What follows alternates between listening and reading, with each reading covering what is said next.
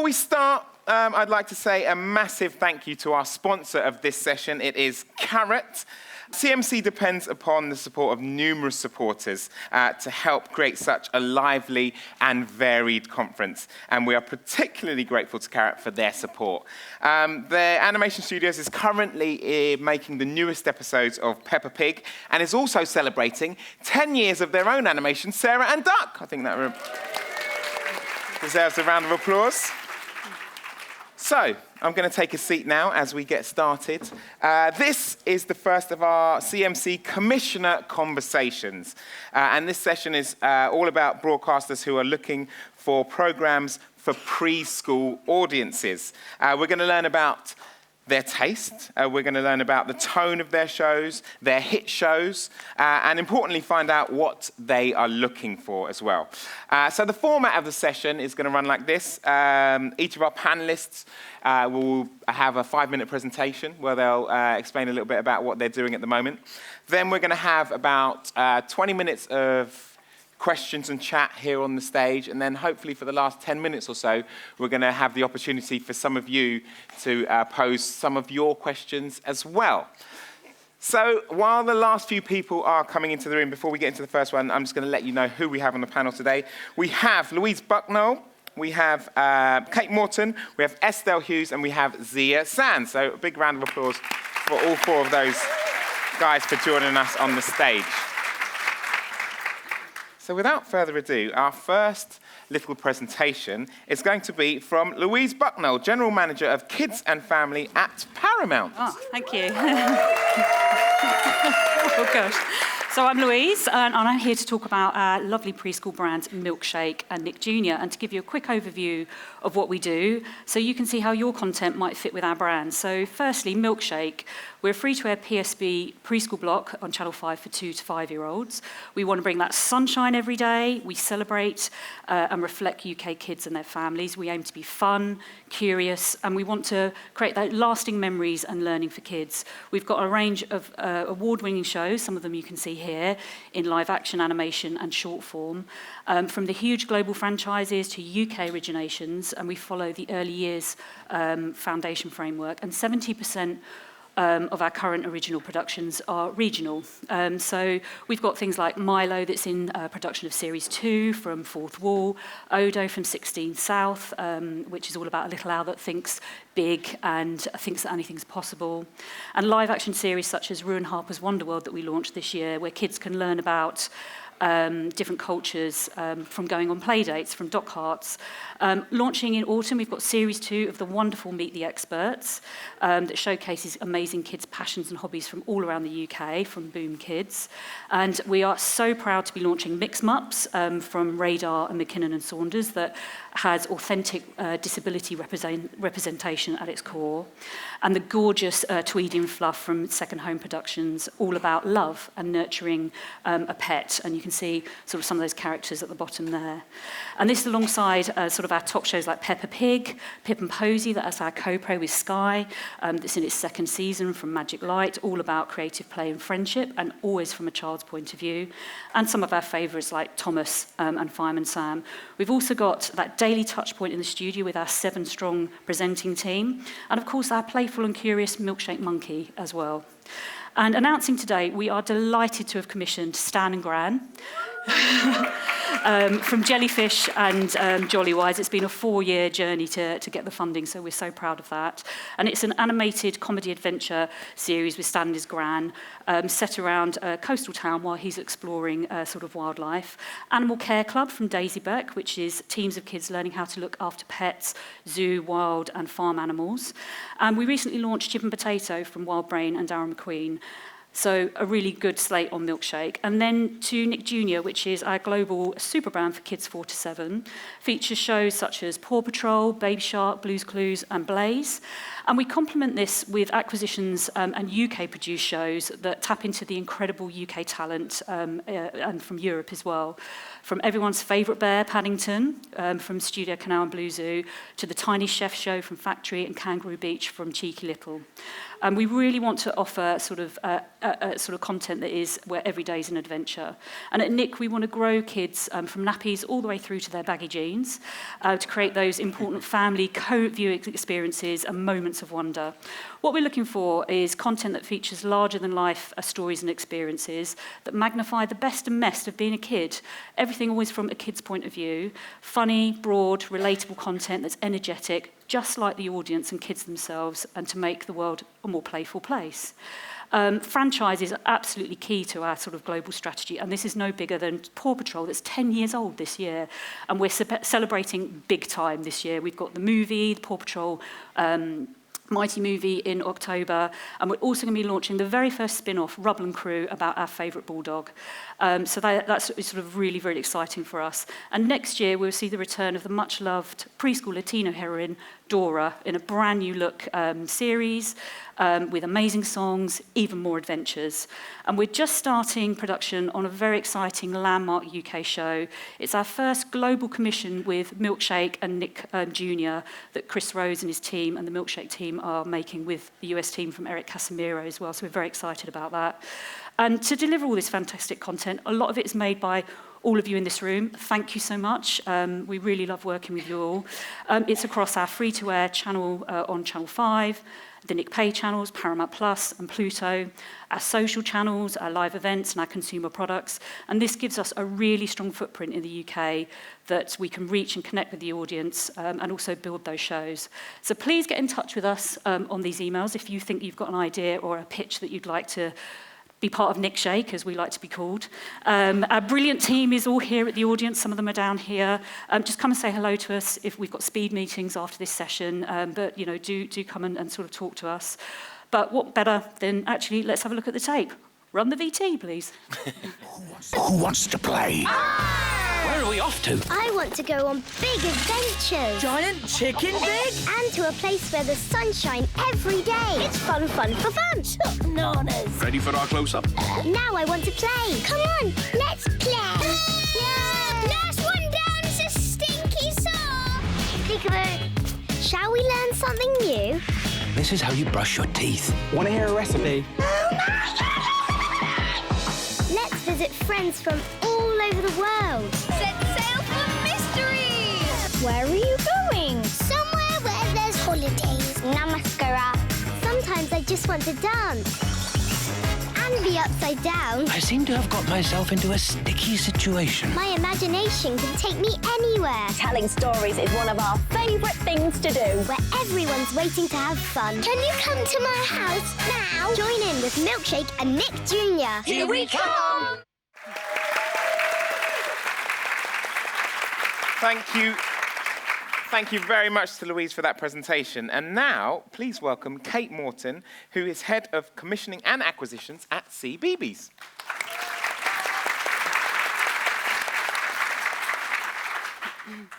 Morning, everyone. Well, a big hello from CBeebies, the #1 kids and preschool brand, destination, channel, and pretty much anything else in the UK. I am super proud to be here. It is lovely to see you all. I think the first thing I'd love to do is just show the VT, because it says it a lot better than I do, and then I'll waffle a little bit afterwards.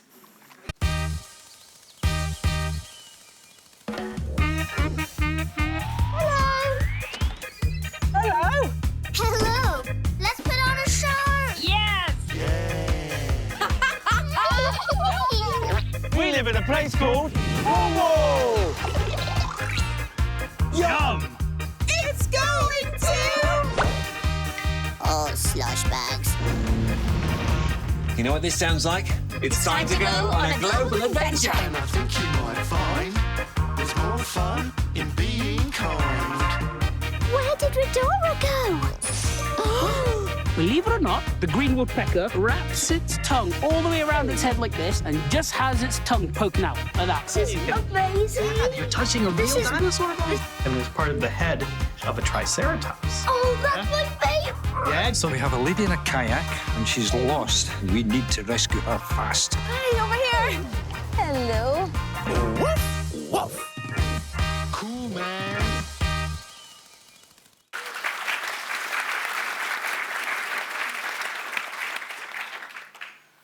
So when I was thinking about what I was going to say, I looked at this beautiful sizzle that's just been put together. Thanks, Alistair. And one thing that brings it all together is the breadth. We at CBeebies are so proud to be able to work with you all across so many different genres, whether it's live action, animation, factual, entertainment, and we're here to serve and to deliver to the whole of the UK stories that are relevant. And stories is what it's all about. So at CBeebies, we love to celebrate story. Stories are what drives our audience to find out more, to ask questions, and to discover for themselves. Stories are at the centre of all our shows. So they allow us to reflect our audience back to themselves, including where they're from, who they are, how they see the world, what their history is, what their environment is. And I'm very proud to just show this little snippet that shows some of the stories that we're talking about, whether it's brilliant stories from our new factual entertainment and fun arts history show, Fred and Pete's Treasure Tales, where they go on adventures to discover hidden treasures and their stories across Cornwall, which is an area in the UK that we haven't had the ability to do much content from. And it's been a real fun thing to actually explore there. But we also love stories that are relatable and tell the stories of real family life and culture in the UK. And we've got a beautiful new show, Nikhil and Jay, from the brilliant Chitra Soundar, which is set in real family life. And it's being made by Cake, Paper Owl, and King Banana, which is a lovely combo along with us. And so that it's about actually reflecting what it's like growing up in the UK with the wonderful cultural mix that we have. You saw a little bit of Dog Squad, where our audience enjoy the stories of our superhero real-life assistance dogs and their handlers. So in there you saw Meggie, who's the mountain rescue dog. And in it, you're seeing from the dog's point of view what mission and story they have. And it means that our children are loving, understanding the reality of what it's like to have assistance dogs, whether it's dogs that are emotional support dogs in hospitals and schools, or whether it's running up a mountain trying to help a lost walker along with Meggie. So it's these stories that are really resonating with our audience, and it's done so well, our first season, that we're now already in production of a second season, including 2 specials, one that's called Pups in Training. So looking forward to all those puppies. So talking of dogs, of course there's Dougie, and the fabulous stories that enrich our little learners, along with brilliant music. I personally love a bit of ska, so I had to have that track. And from a music perspective, BBC is able to reach out and share music with our audience from their perspective. And we've got 2 brand new music series that I just want to mention, again, centering on the story. First, set in Northern Ireland, and it tells the tale of Yuki, who's a Northern Ireland and Chinese little girl who discovers an amazing band of animal musicians in her back garden. So you've got a guitar playing badger, you've got a drums playing toad, as you know, normal in everyday back gardens. But this is a show made by musicians for musicians of the future. So it's a beautiful animation that we're making along with Score Draw Music in Northern Ireland. And under the beautiful story, you've actually got the educational theory from Kaidai, which is about how learning about music is the best way to do it is by actively engaging children with music so that they understand and take part, and they can then understand things like rhythm and pitch and tone instinctively and learn to have fun and play together. We're also working with the BBC Philharmonic and BBC Education to create a new series of stories called Musical Storyland, telling stories from around the world, folk tales that you know and love, and others that you haven't come across. So we've got The Hare and Tortoise, we've got Jack and the Beanstalk, but we've also got The Great Race, which is all about the forming of the zodiac. So fantastic stories that are paired with beautifully created music that is composed just for this, to really take classical music to our little learners, to immerse them in the story in a way that is compelling and engaging. We already started with a tiny snippet of The Gingerbread Man, which is on BBC iPlayer. So if you haven't seen that, have a look and you'll see. But this new series is taking it to a whole new world of story. So as you can see, that's what I wanted to share with you, and that's what I'm keen on. So share your stories with us. Give us the chance to share to the broadest audience across the UK, a chance to see themselves, to see their friends, their world, their family, their ideas, inspire their imagination, wherever and whoever they are and wherever they're from. Because everyone's welcome at CBeebies, and it's definitely more fun when we play together. And I don't have a lovely line at the top, but any ideas and pitches, there's a lot of lovely BBC folk here, so come and talk to us. But also the email to send pitches to is childrenssubmissions@bbc.co.uk. Thank you.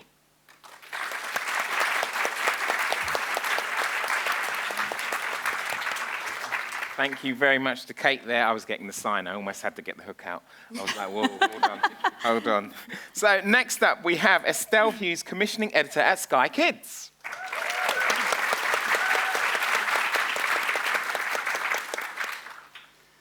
Hi, everyone. Alongside our existing Sky Kids On Demand service, in February this year, we launched the Sky Kids channel, linear, ad-free for preschoolers and under sevens. So that's meant that so far in 2023, we have been more focused on content for the under sevens. So this afternoon's commissioning session is a welcome opportunity to also set out our ongoing commitment to the 6+ audience. For the under sevens, we now launch new content at the same time on demand and on linear. In an on-demand environment, viewers are usually proactively looking for something they already know. But linear schedules give more space for promos and introducing new shows alongside their existing favourites. The channel, therefore, good news, can help open up opportunities for new IP. In the upcoming reel at the end of my talk, you'll see several of our new shows for 2023, and it includes 2 examples of new IP that engages with kids in distinctive ways. First one is Boo Snoo from Visionality and McKinnon and Saunders. The show has elements that inspire all children, including those with learning difficulties and children who may be on the autistic spectrum, and it was developed with the support of the National Autistic Society. Its visual style, use of colour and music but no dialogue, creates a unique engagement, and following the ball can calm kids and help excuse me, and help them reset.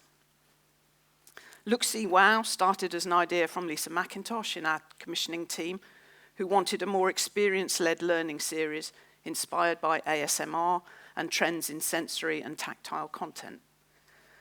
A brief was created, and Particle 6 have produced a beautiful show structured around the thought processes of young children and exploring what stimulates them.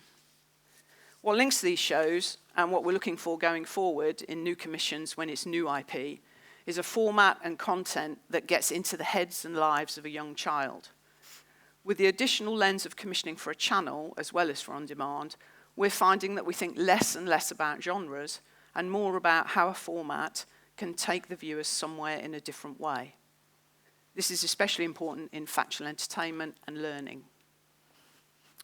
Moving on to known IP, which is still going to dominate our commission strategy, but it doesn't solely mean book properties or remakes. It can also be about talent, such as MC Grammer in the new series of Rap Tales, Jodie Whittaker narrating the new Ready Eddie Go series, and big events such as Kids Bop's concerts. In the reel at the end of this presentation, we're delighted to show, for the very first time, clips from 2 autumn priority launches of known and very successful IP. Kellebec Media's Isadora Moon, based on Harriet Muncaster's wonderful books that have sold over 4 million copies and rising, and Pip and Posy Let's Learn, a new spin-off series from Magic Light, animated by A Productions, which are 5-minute episodes actually presented by Pip and Posy, and using 2D animation to explore curriculum subjects such as number bonds, adjectives, and positional language. I say it like I know what they are. These two shows, along with the other IP-based long-form animated series that we currently have in negotiation, development, or awaiting possible recommission, means that this year we don't plan to commission another long-form animated series that isn't already in discussion. So to summarise, our commissioning priorities over the next 6 to 12 months for under 7s. Content and stories that are in their lives and that have a format that focuses on connection. We are open to new IP, and we're largely full on long-form animation. So thank you for listening, and I hope you enjoy this look at our latest content for under 7s. Thanks. Number squad! My lucky green t-shirt. Yeah! It's awesome! Whoa! Let's get making. They look amazing. Let's imagify! Whoa! I do it too. Yum, yum, yum, yum.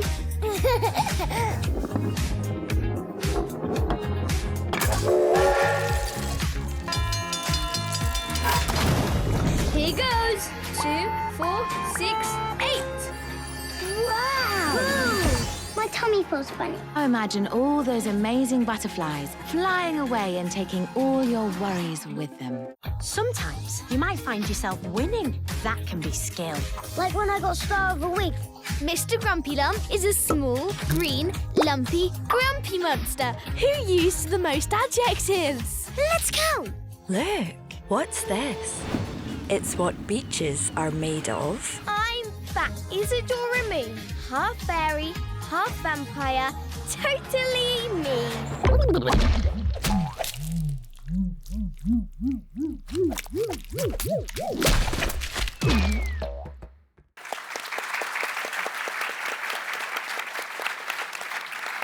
Thank you very much to Estelle for that. And last but not least, please welcome Zia Sands from Warner Brothers Discovery. Zia is lead of Acquisitions, Partnerships and Co-Productions, Kids and Family, EMEA. Thank you very much. Morning, everyone. So today I'm here to talk about Cartoonito, which is just one of our networks that we look after here across EMEA. And I thought I'd start off by just giving you a bit of an introduction, although as we're based here in the UK, many of you are probably very familiar with Cartoonito already. It did start off here in the UK after all, but it is actually a relatively new addition to our linear service lineup across the rest of EMEA as of this year. So Cartoonito is our preschool dedicated linear pay TV service.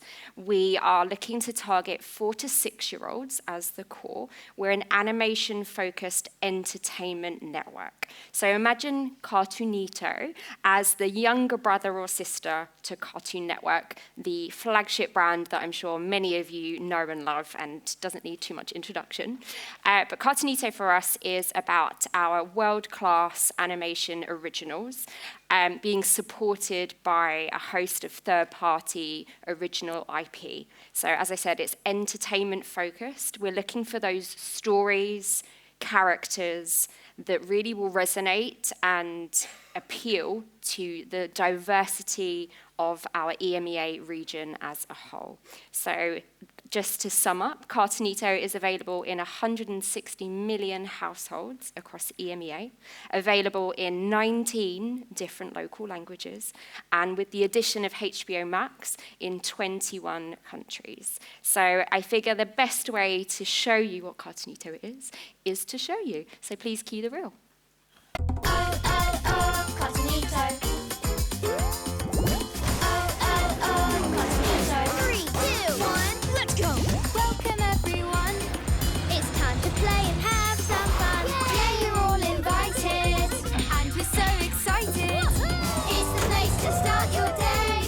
Start off with cartoon, then EM Time makes it home.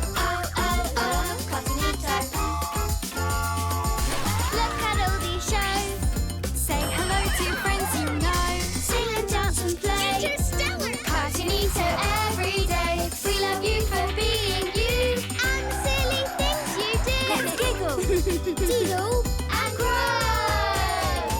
Oh, oh, oh, Cottonito. Let's play and have some fun.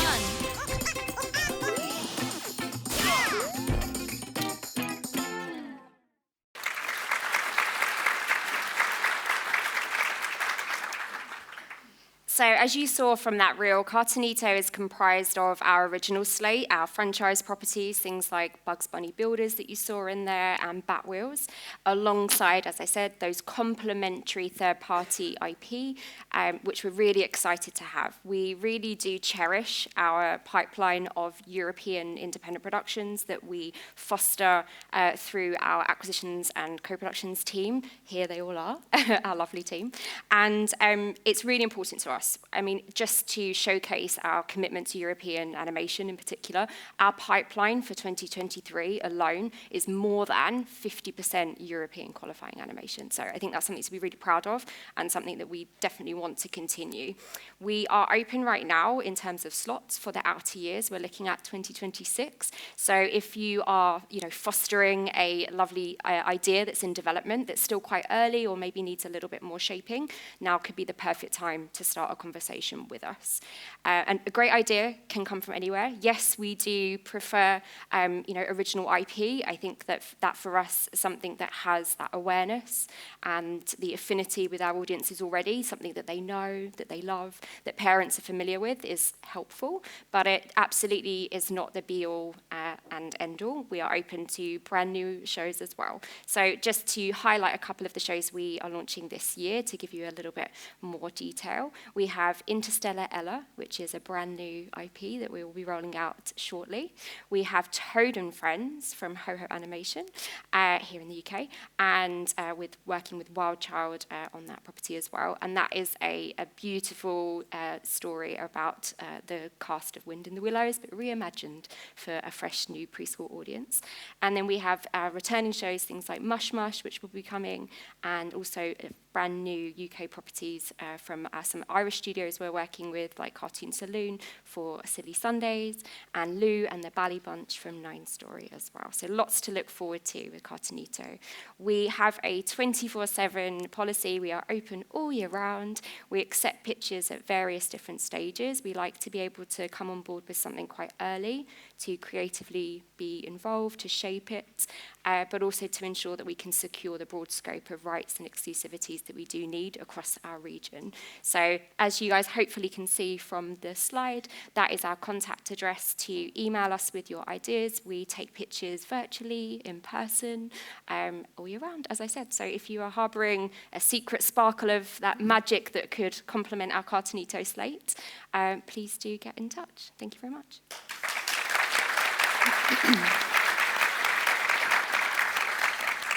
Thanks very much to Zia, and thanks to everyone for your presentations. Now, before we look forward, we want to take a quick look back and ask you, what have been the challenges over the last 12 months for you? Challenges in the landscape for you, openly and within your organisations. So, Louise, would you like to start on it? I think sort of less than challenges, we've had quite a few changes. We launched Paramount Plus this time last year, which is very exciting for us because it gives us an SVOD platform that's gradually being rolled out sort of globally, but in the UK last year. So it allows us to go into our deep library as well as originals. We've also become a kids and family global team. So the Milkshake, the Nick Jr. team, the Nickelodeon team, globally, we all are much more connected with the US team and working together and looking at sort of our global strategy, but also our local strategy with content. And I mentioned we're doing the very first Milkshake and Nick Jr. global co-commission. So, those opportunities have really opened up for us. And then Paramount Pictures, we're really excited. We've had, notwithstanding, sort of Top Gun, Mission Impossible coming out, but the Paw Patrol movie launches in the autumn, Turtles as well. I know that's not preschool, but it just allows us to sort of really extend where we have our IP and our titles. And so it's been really exciting for us over the last 12 months. Nice. Okay. I think in terms of challenges, what I'd say looking at the last 12 months is that we've been really trying to deal with the challenge of what is happening to our industry. In terms of we are, as public service, really wanting to make certain that we are serving both our audience and giving what our audience needs, but also supporting the UK production industry. And, you know, with the issues of inflation and how hard it is to get shows away, I think we've been really wanting to step forward on that challenge to make certain that we are delivering on, you know, being the support that our community needs. And one of the things that we've done, which has been really positive, is the Ignite scheme, where we looked at over 1,000 one-page ideas without names. So we didn't know who had the idea. It wasn't known whether it was a big production company or just a student. And we looked at it blind. And we've just got down through the last brilliant time of going through all these. And we've just announced the 3 who have gone through to commission. And one of those is The Underglow, which is a beautiful preschool show, which we are really enjoying working on. But I think that is what I would say is the challenge, is how we take our responsibility very seriously, of like, how can we make a difference? How can we reach out and find these great stories and put the right people together to see if we can get things to happen? Yeah, great. Estelle? I think internally for us, the biggest challenge was simply getting the channel launched. You know, it was a quick turnaround. It's a small team, and working. You know, just making sure that sits comfortably and complements what else is on the wider Sky Kids platform, but also our existing on-demand service for ages up to sort of 10. Yeah. Externally, I would probably say it's what I would imagine everyone has, which is getting the funding together for big co-productions with rising costs. Yeah. I think that's something that I would say over the last 12 months, we've probably got more bigger animated shows that we're keen to do, that it seems to be taking longer for everyone, for all, you know, totally understandable reasons, but getting that funding together to green light. Yeah. Zia? Similar to what I think the rest of the panel have kind of said, really, but I guess internally for us, it's been an exciting time because, as I mentioned, we've been rolling out Cartoonito across the rest of EMEA. So it's been established in the UK for quite some time, but the rollout across the rest of the region has been really interesting and exciting, and certainly a challenge, like you said. And then externally, I think what's interesting is the financing model and trying to build that puzzle of different partners, ensuring that creatively you're on the same page and that financially you can bring all of the right pieces together. That is a significant challenge that we've definitely seen more over the last 12 months. But I think in a sort of flip, looking at it in a sort of positive and optimistic way, I think we're really excited about building that Cartoonito pipeline and seeing what that looks like, and just seeing the wealth of creativity, of diversity, and of those really strong stories and characters that we get pitched day in, day out is, for me, just so inspiring and uplifting for our industry as a whole, that it's just full of that, and it's to the brim, and it's just, we would love to be able to commission everything, but of course we can't. It's, you know, we do have to be selective. It's a challenge, but I think, you know, we're hopeful that we'll be able to continue to, you know, choose the right shows that are going to complement our original slate and continue to drive, you know, audience awareness and affinity and bring joy and laughter to our little ones.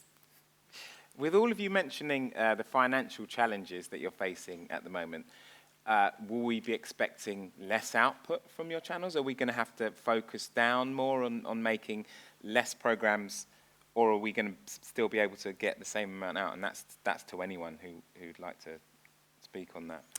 I don't mind going. I think yeah. I mean, the financial situation is hard for everybody at the moment. You know, as Estelle mentioned, you know, there's rising costs of production. There are less platforms as some of the, you know, platforms and streamers pull back from things. You know, kind of the workforce is shrinking slightly.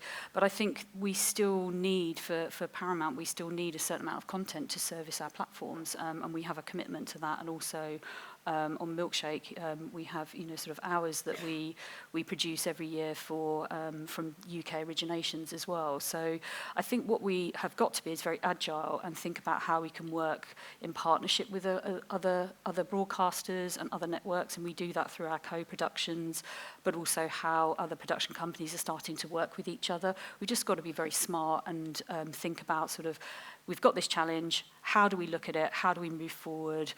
There's some amazing ideas that people have, and how does it fit with, the ecosystem that we have within our sort of business, compared to others as well. And I think there is a place for that. We share, as you say, we share Pip and Posy as co-pro. It works absolutely brilliantly across all of the different platforms, and I think that's certainly some of the models that we're looking at going forward.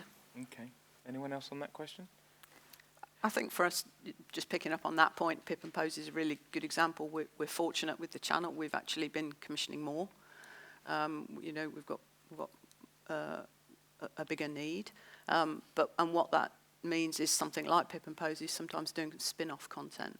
And I think that's perhaps where, whilst we're still waiting and, you're still working on new shows to get funded, in the meantime, we're probably looking more laterally at building on what we have in different ways, whether that's a different genre or short form, or just linking together more with it. So I think for us at the moment, certainly this year and the next year, it's actually increased what we're doing.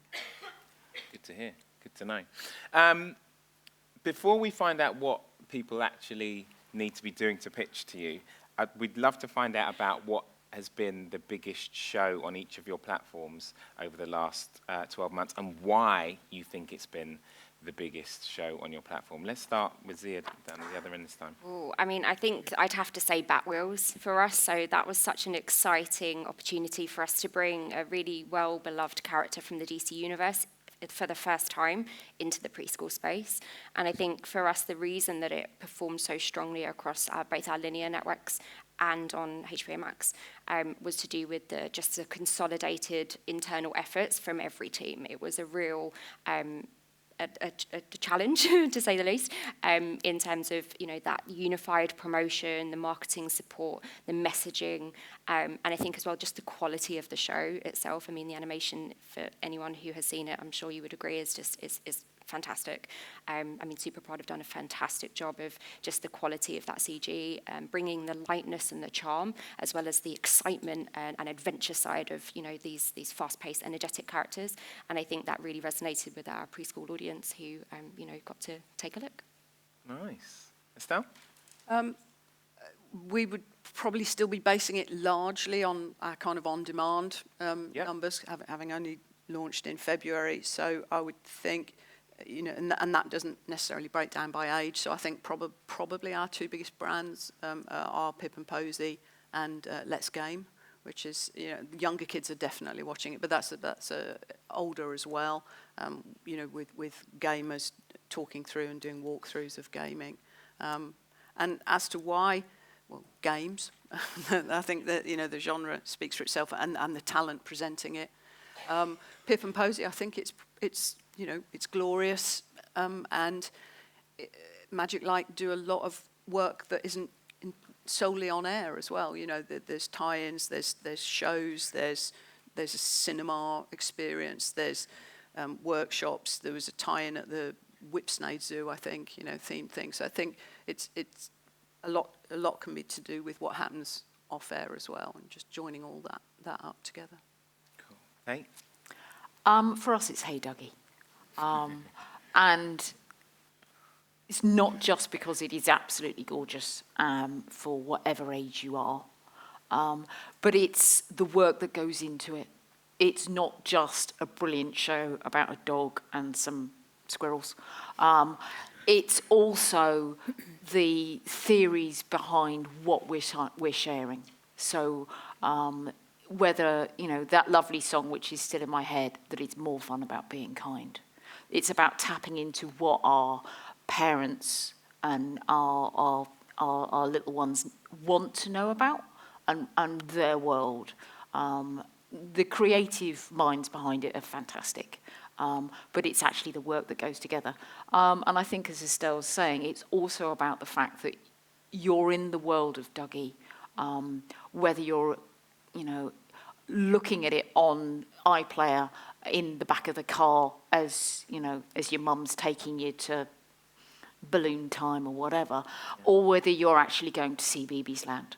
You've got the ability to carry on that immersive experience, and I'm very proud that we get to work with Dougie and the squirrels. Louise? I think Pip and Posy does very well for us, but it's Peppa and Paw Patrol are our sort of two big shows that are both across Milkshake and Nick Jr. And I think it just goes down to absolutely universal themes of play, happiness, it's joyful in the moment of the characters that really reflect how preschoolers are.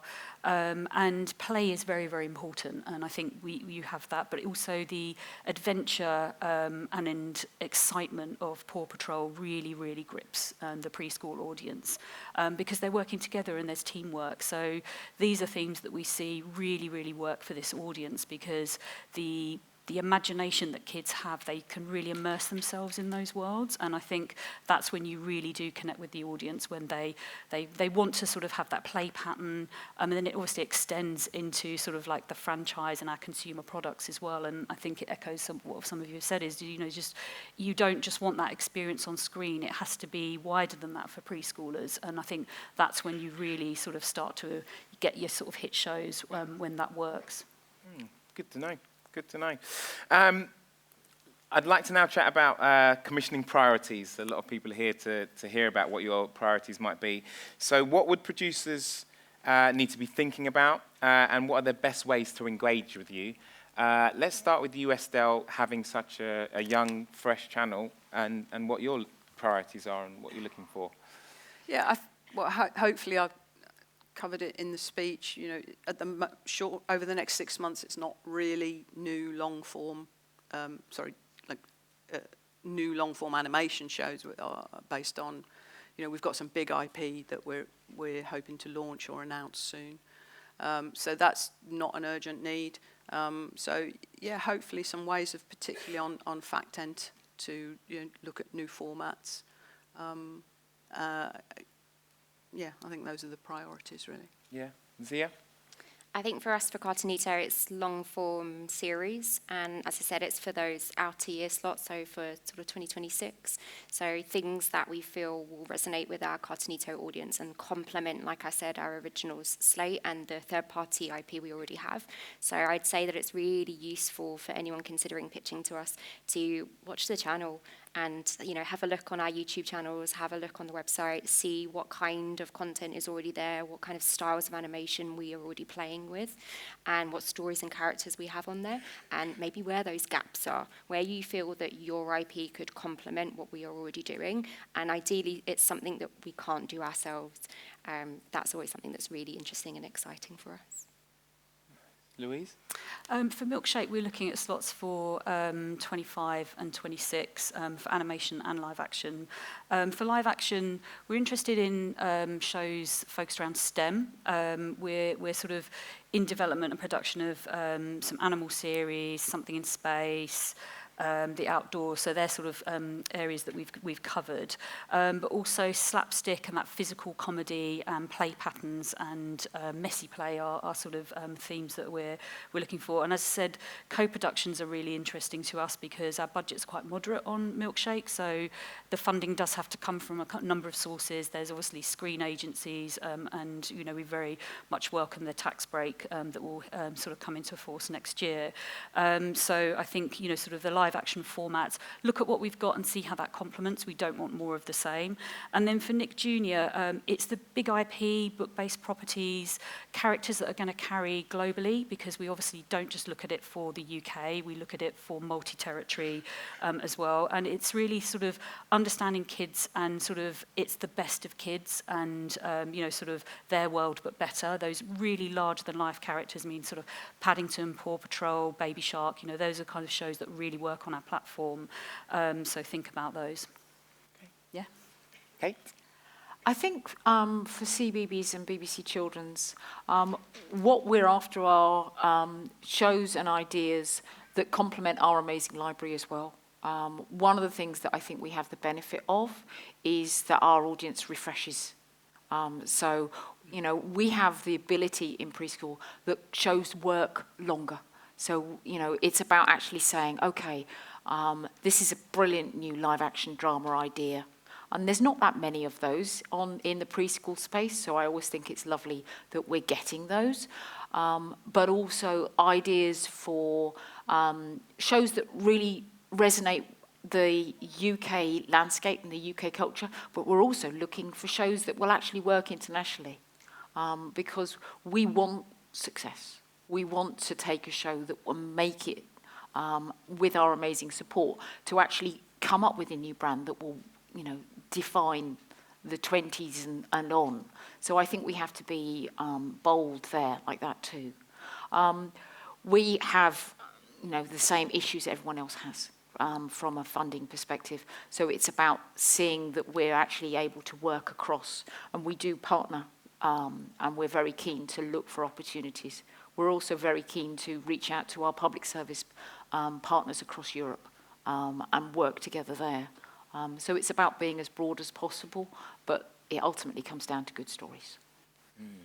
With all that in mind, I wasn't there earlier on, but there was a question posed at question time, and it would be, can you elaborate on what the submission process is, and also give a sort of timeline of decision making?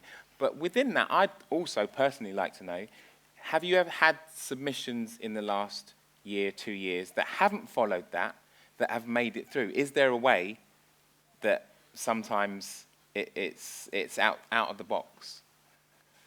So I'll start with, oh, you're all perplexed now. I will start with Louise.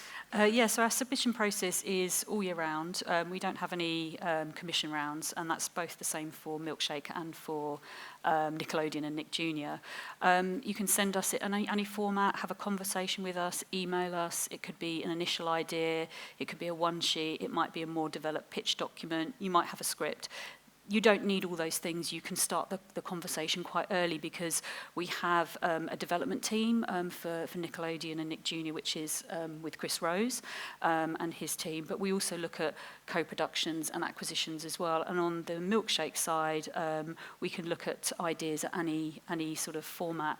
In terms of sort of the turnaround, we're a very small team, so sometimes, you know, our inbox is full. I'm forever trying to clear it to try and send emails out. It's so we try to get back initially within about 8 weeks, and it depends on the idea actually and the stage that it's in. Some things might take a bit of development and some time back and forth, ideas, discussion, the partners that we might be with, and some things can be sort of quicker. So it depends whether it's live action, which generally has a sort of shorter production process, to an animation that might take, you know, sort of initially 18 months, but beyond that to, you know, 24 months and beyond. So it's no one size fits all, really. And I think the best thing to do is, if you've got a cracking idea and you think it sort of fits our brand, our channels, and it's going to complement, then come and talk to us, and then we can give you initial feedback. We try to give sort of quite steering notes of if something's not quite right for us, if then, you know, sort of that goes and gets redeveloped and come back to us as well. So it's always an ongoing conversation and process with the teams as well. Tonight, Kate? Yeah, very similar with us, I think. We have no commissioning rounds. We are open. And we've got our one email address, which is childrensubmissions@bbc.co.uk, and that is whether it's a preschool, a bridge, or a 7+ idea. They all go to there. We also have the wonderful BBC pitch system. It's not quite so wonderful, but there you go. But don't feel that you have to get, you know, traverse the BBC pitch system in order to get to us. Reach out. We've also got our commissioning teams for both myself and Sarah's team here, and we've obviously got our speed pitches. But again, you can just email me as well. Very happy to start the conversation, because we are here to support you all. And, that's the wonderful thing. It is everyone's BBC. And in terms of our timelines, we will come back to you as quickly as we can. We get, I would say, more submissions than anyone else. So we do have a lot to get through, but we are very strict with ourselves that we have to track everything meticulously to make certain that nothing is missed and that you are looked after. So we do, and we have our wonderful submissions lead, Des, who looks after this. So, rest assured, you are first in our queue, always. Estelle? Yeah, we have a central submissions system, so by all means, please do email us. It's skykids@sky.uk. We try very hard to get back within 8 weeks. Most of the time, so I think we get stuff that way, also through meetings. There are different ways that have worked, but I'd say the example that I talked about earlier, where we decided that we wanted something a bit more focused on ASMR, so Lisa created a brief and we worked it that way through Particle 6. Last year, Emma's story was an animated sort of short that a family created and put up on YouTube, and we took that, and with Wildseed we developed it into a half-hour live action special for World Book Day. So there are different ways, but ultimately it's still coming to the same core group of people, and the best way to kind of send that in is a really brief idea, maybe a one-pager, to the email address there. Okay. Zia? And I think similar to what the rest of the panel have said, really, the best way to start a conversation with us is just to get in touch. So we've got that lovely, fun, really catchy email address, EMEA kids and family submissions at warnermedia.com. And just start the conversation with us. We review things at all stages. We've seen one-pagers. We review all the way through up until kind of a really full, fleshed out Bible, scripts, animatics. We're really familiar with, all elements of the process. And for us, it is a conversation. It's about getting to know your world, your characters, your story, and seeing how it could work for us. And it can definitely be a to and fro conversation in terms of us giving you little bits of feedback as you go. We might not be the one place you come for a development deal. We're more likely to come on board as a pre-buy partner and work with, as Louise and some of the others have said, as a key co-production partner with other free-to-air broadcasters across Europe. That tends to be how we work for our pre-buys. And in terms of getting back to you with comments and feedback, it usually takes about 2 to 3 months, I'd say, for us to kind of review amongst the team, make sure that we're really getting a diverse range of opinion from all of our local regions. We want to ensure that we give you as useful comments as possible, so bear with us. But yeah, that's the best way.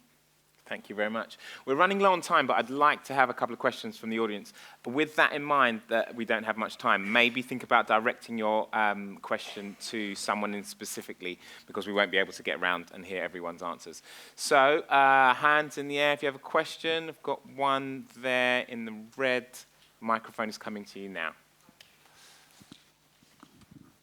Hi, my name's Andrew. I've got a thing called Lammy's Library. I am this is my first CMC, and it's really been great to hear how open all you guys are. In my sort of approach to how do I come and talk to you guys, across the board, what I found is that no one is going to talk to you unless you are a production company. So are you guys talking to individuals, or do you have to go through the process and become a production company before come to you? Absolutely, we talk to individuals because we can then also, depending on what the idea is, we can suggest maybe another production partner or a distributor or another producer that might work well with you to sort of think about how that idea is translated into a program. And some of the best ideas start with that first idea from one person. So absolutely, it doesn't have to be from a production company at all. So yeah, come and talk to us. Next question. Probably got time for one, maybe two more. Gentleman over there with his hand up.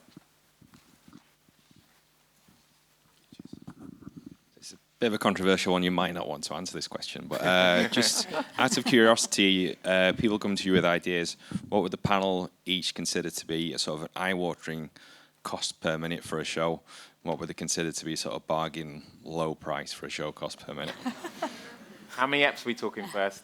Doesn't matter if it's animation or live action. Doesn't matter how many episodes. What would you just consider if it's, say, what would considered to be a top cost per minute for a show? What's considered a bargain? It's really It's hard a to answer. kind of a bit of a how long's a piece of string. Yeah. Because it really depends what you're talking about. We have, the wonderful CBeebies bedtime stories, which are brilliant. Yeah. And from a cost per hour perspective, you wouldn't necessarily say that that's going to be comparing with Bluey or Dodger. You can't. Yeah, You can't really compare, but in terms of the value that they all give different value. So I would say one of the things that you can do is have a look on the BBC commissioning website. It actually says what our tariffs are for genres. So that might give you a bit of a steer for what the overall tariffs that we work are, because it's all open to all. So have a look on the commissioning website. Nice. I think also to add to that is when you're looking at your budget, think about sort of the funding plan as well, because obviously take into account the overall budget of what that might be, the tax break, whether there's screen funds from something like Northern Ireland Screen or Screen Scotland, where you might have pre-buys from other territories for other broadcasters that aren't in the UK, whether there's an indigenous language version that might be with something like S4C, or BBC Alba as well. And I think budget's very much a sort of like they are sort of part of funding that comes in from many different places. But I think to echo Kate, it depends how long the show is, whether it's live action, whether it's animation, and budgets can range from anything, like a full production from, sort of like $1 million up to sort of, 8 million plus for animation. So it really depends on the genre and the duration and the style of show as well. And I would just add to that really quickly, just to say that in considering the landscape that we're in right now, that risk element for us as broadcasters, as streamers, like the reality of being able to fund a show that is exponentially higher in budget is going to be so much more difficult. And where are those areas, those lines in your budget that you can look at and go, oh, you know what, we could modify that slightly, because that's going to be, from our perspective, the first thing we're going to look at is we're going to want your financing plan. We're going to want to see your line-by-line budget, and we're going to go through it bit by bit, because for us, we need to make sure that you have a solid plan in place of how to bring all that financing puzzle, how to bring it together, because it does, as the panel have said, take so much longer now, and we want less risk. We want things that are things that are better able to happen. We want to see these lovely characters and stories and come to life. I'd echo that, and I think at the moment we've got certainly in animation, in the kind of 52 10-minute sort of formats, we've got shows that are twice as much. Their budget is twice as high as some of the others. So that's so we're open to shows with vastly different budgets. It just depends on the scale of the content itself.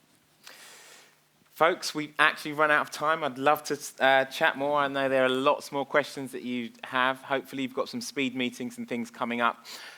Please give us a massive round of applause for Louise, Kate, Estelle and Zia.